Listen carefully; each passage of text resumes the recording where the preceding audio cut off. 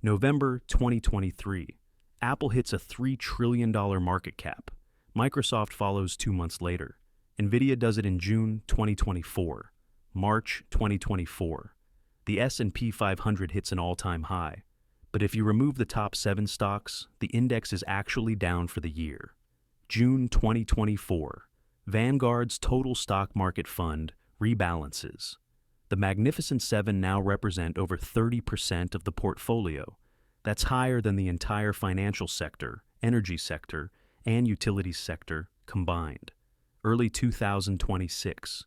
Every major index fund, Vanguard, Fidelity, BlackRock, still publishes their holdings.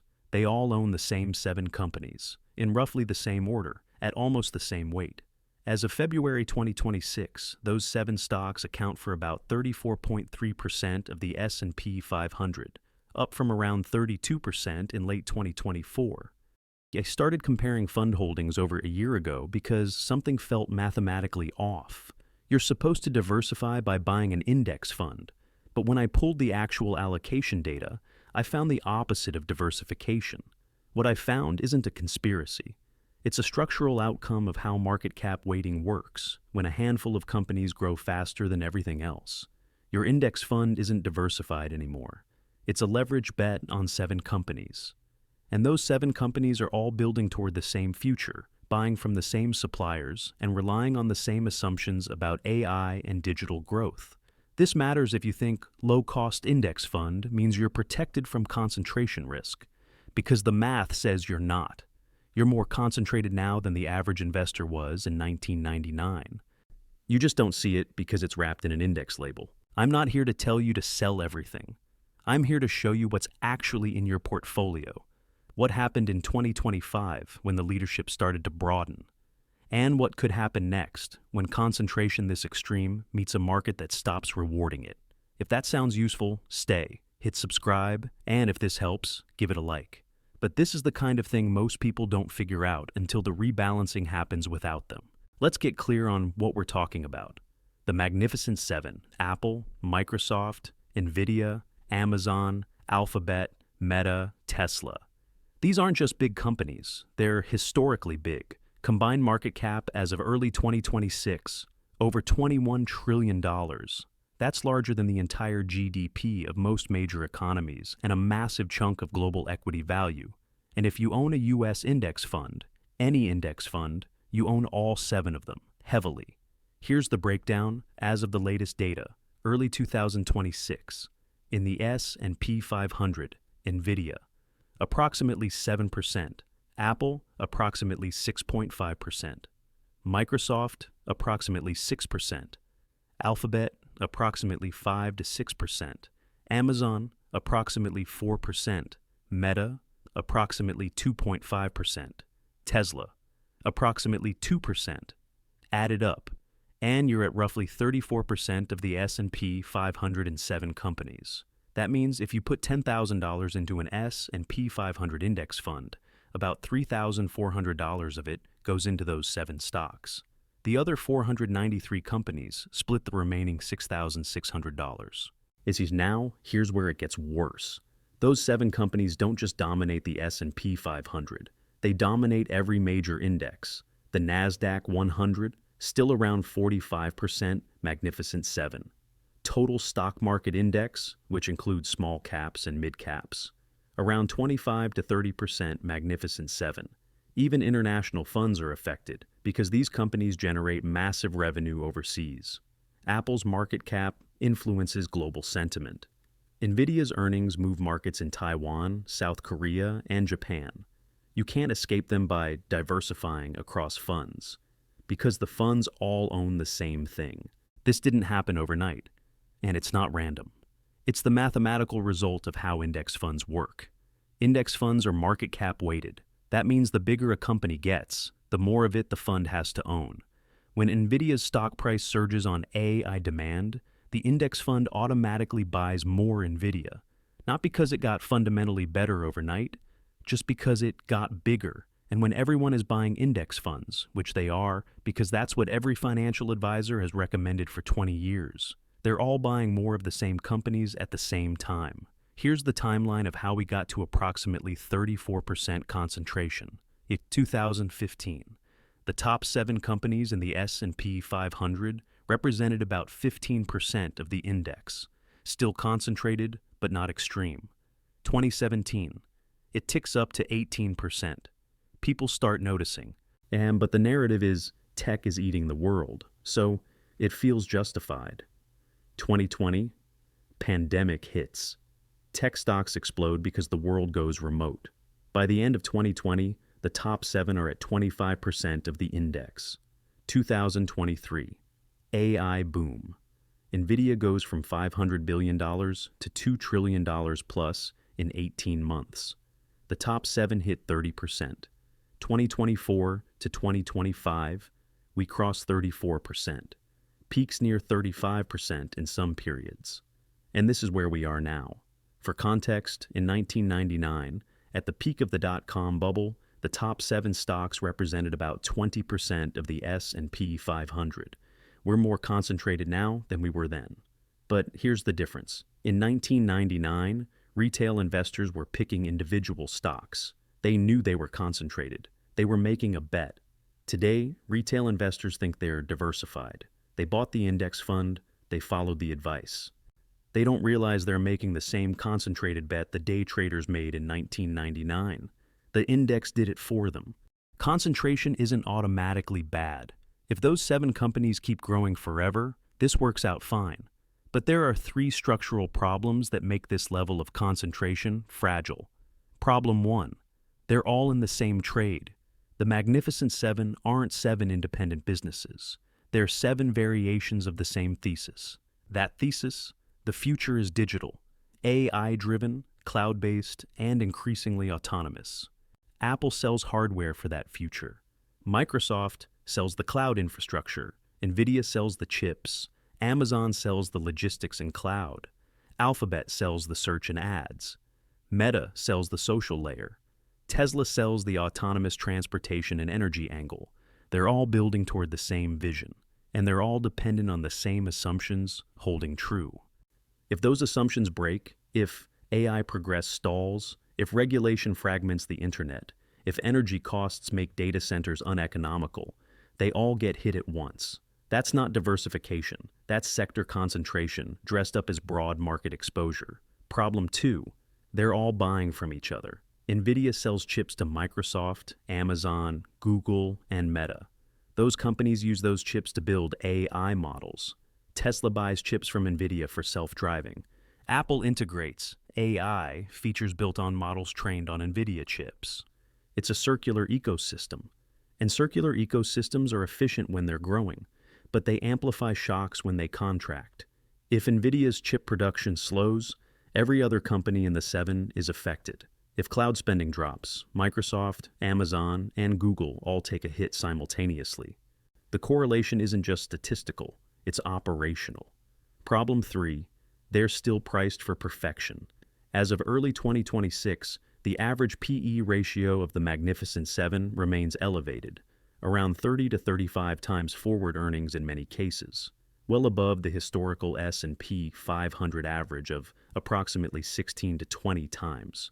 That means these companies are priced, assuming they'll keep growing earnings at high teens or better for years. Maybe they will. But if growth slows to single digits, as some analysts now project for 2026 and beyond, the revaluation is brutal. And because they represent approximately 34% of the index, a revaluation of the Magnificent 7 is a revaluation of your entire portfolio. In 2022, when the Fed started raising rates, the Nasdaq dropped 33%. The S&P 500 dropped 18%. The difference? Concentration in tech. If you owned an S&P 500 index fund, you didn't lose 18% because the broad economy collapsed. You lost 18% because 7 companies got repriced. Let's talk about 2022 first, because that's still the clearest example of what happens when concentration meets a repricing event. January 2022. The Fed signals rate hikes are coming. The market doesn't take it seriously at first. March 2022. The Fed raises rates by 0.25%, then 0.5%, then 0.75%. By the end of the year, rates go from near 0 to 4.5%. What happens to the Magnificent Seven? Apple, down 27% for the year. Microsoft, down 29%. Nvidia, down 50%. Amazon, down 50%. Alphabet, down 39%. Meta, down 64%. Tesla, down 65%. The S&P 500 finishes the year down 18%. But if you remove the Magnificent Seven, the rest of the index was only down about 8%. That means 2/3 of your loss came from 7 companies. And here's the kicker. The economy didn't collapse in 2022. Unemployment stayed low. GDP growth was positive. Your corporate earnings across most sectors held up fine. But because your index fund was heavily weighted toward the Mag 7, you felt like the world was ending. Now, fast forward to 2025. The S&P 500 returned around 16 to 18%. But the Mag 7 story shifted. Only Nvidia and Alphabet clearly outperformed the index. Nvidia up approximately 39%, Alphabet up approximately 65%. The other 5, Apple, Microsoft, Amazon, Meta, Tesla, lagged or underperformed the broader market. For the first time in years, market breadth improved. The equal weight S&P 500 and the S&P 493 outperformed in stretches, especially later in the year and into early 2026. This shows concentration can cut both ways. When the 7 underperform, the rest of the market can carry the load. But the structural issues haven't vanished. The weights are still approximately 34%. The circular dependencies remain. And valuations are still demanding. If a true repricing hits again, not temporary rotation, but structural slowdown, the downside math is the same. If the Magnificent Seven drop 40% and they're 34% of your portfolio, you lose about 13 to 14%, even if the other 493 companies are flat. If they drop 50%, you lose 17%. If they drop 60%, which Meta did in 2022, you lose 20% plus even if the rest of the market is fine. That's the math of concentration. It feels like diversification on the way up. It feels like a single stock on the way down. Here's the part that doesn't get explained in the index fund pitch. Index funds rebalance automatically based on market cap. When a stock's price goes up, the fund buys more of it. When it goes down, the fund sells. That works fine for small adjustments. But when you're talking about a company that represents 7% of the index, the rebalancing moves markets. Let's walk through what happens if one of the Magnificent Seven has a bad quarter. Say, Nvidia misses earnings, the stock drops 15% in a day. Every index fund that tracks the S&P 500, the NASDAQ, or total market automatically sells Nvidia to match the new market cap weight. Vanguard sells, Fidelity sells, BlackRock sells, State Street sells, billions of dollars of selling in the same direction at the same time. That pushes the stock down further, which triggers more rebalancing, which triggers more selling. This isn't a theory. It's what happened to Meta in 2022. The stock dropped 26% in one day after earnings. Index funds sold. The selling pushed it lower. It didn't bottom until it was down 70% from the peak. Now imagine that happening to 3 of the Magnificent Seven at the same time. You don't get a gradual repricing. You get a cascading liquidation. And because approximately 60% of the U.S. stock market is now owned by index funds and ETFs, there's often no one on the other side of the trade buying the dip. The index funds are programmed to sell. They don't have a choice. This is the part people don't understand when they say just buy the index and hold forever.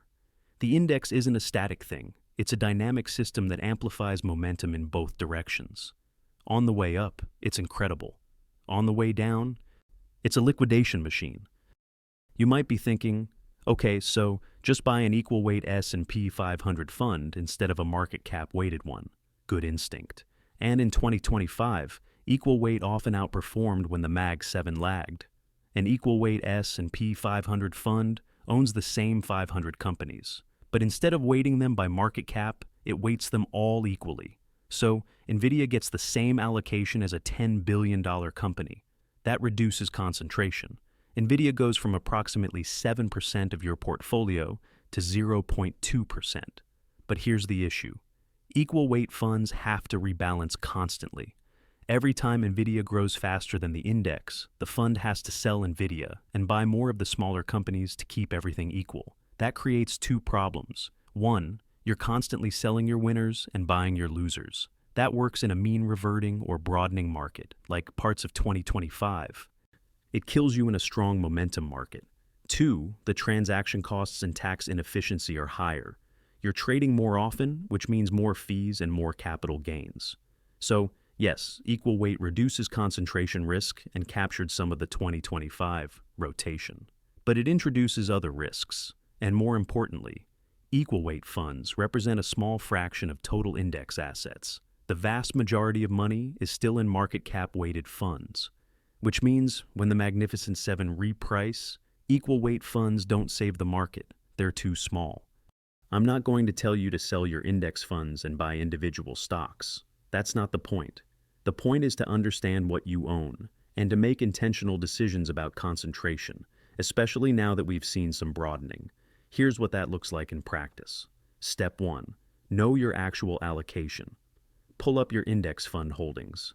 Look at the top 10. Add up the percentages. If the top 10 companies represent more than 30% of your portfolio, you're concentrated. That's not good or bad, it's just a fact. Most people don't know this. They think index fund means diversified. It doesn't, not at these levels. Step 2. Decide if you're okay with that concentration.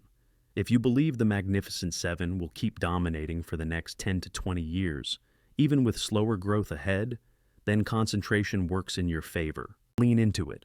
If you're not sure, or if you think we're seeing the start of a multi-year rotation, as 2025 hinted, you need to reduce exposure. Step 3. Reduce concentration without abandoning the strategy. You don't have to sell your index fund. You can add other assets that aren't correlated, small cap value stocks, international stocks, non-US, real estate, commodities, bonds.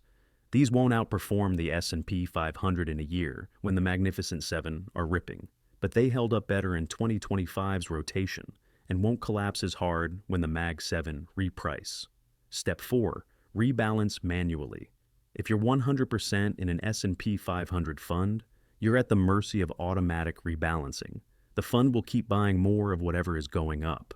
If you manually rebalance once a year, selling some of your S&P 500 fund when it's up and buying other assets, you're taking profits and reducing concentration.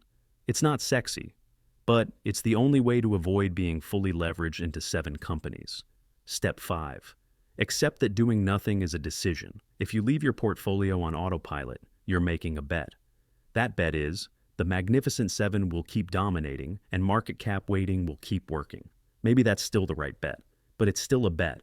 And if you lose that bet, you don't get to say, I was diversified, because you weren't. So here's where we are in early 2026. If you own a US index fund, about 34% of your money is in 7 companies. Those 7 companies are all building toward the same future. They're all buying from each other, and they're still priced assuming that future happens at a high clip. When it works beautifully. You get strong returns and you feel smart for buying the index. But 2025 showed us the beginning of a shift. The Mag 7 underperformed on average relative to the broader market in parts of the year, and breadth started to improve. That could continue. With the S&P 493 catching up, earnings growth converging, and leadership broadening. Or the old pattern could reassert if AI and tech momentum reignite. I don't know. No one does. But I do know this. The people who understand their concentration and track when it changes can make intentional decisions. The people who don't just react when it's too late. I'll keep tracking this. I'll keep reading the fund holdings. I'll keep documenting when the concentration changes or when the rotation accelerates. If that's useful, subscribe. If this helped, hit like. Otherwise, I'll see you in the next one.